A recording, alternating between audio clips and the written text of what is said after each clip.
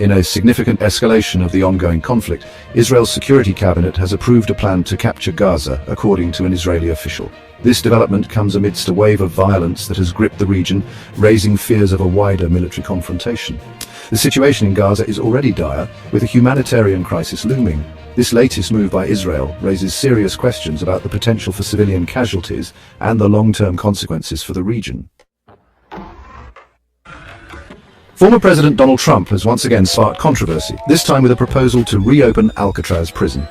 The infamous island penitentiary, once home to some of America's most notorious criminals, closed its doors decades ago.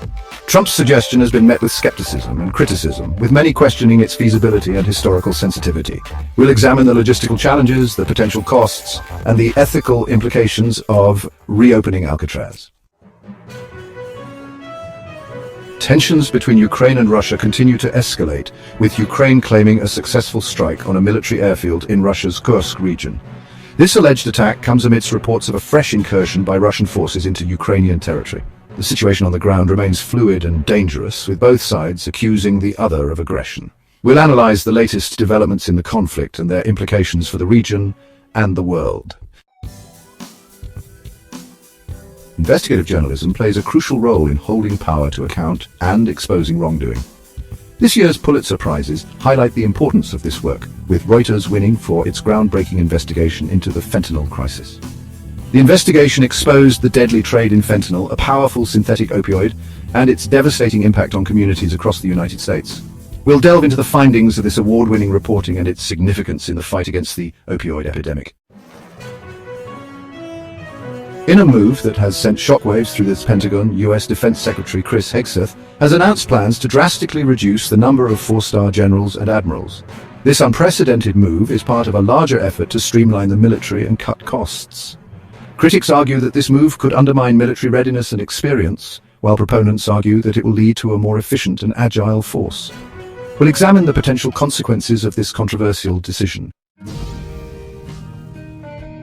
The economic fallout from former President Trump's tariffs continues to be felt, with several US states now joining forces with Canadian provinces to address the issue. 6 states have invited Canadian leaders to discuss the impact of the tariffs on their economies and explore potential solutions.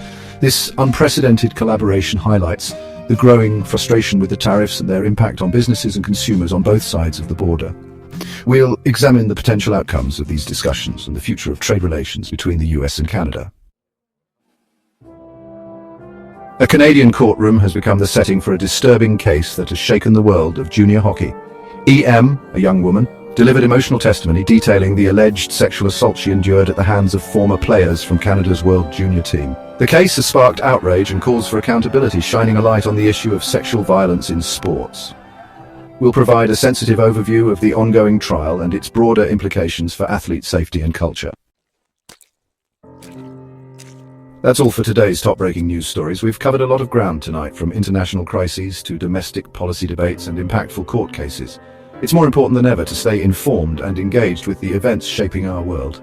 Don't forget to like this video if you found it informative, subscribe to our channel for more in-depth news coverage, and hit the notification bell to stay updated with the latest news. Thank you for watching.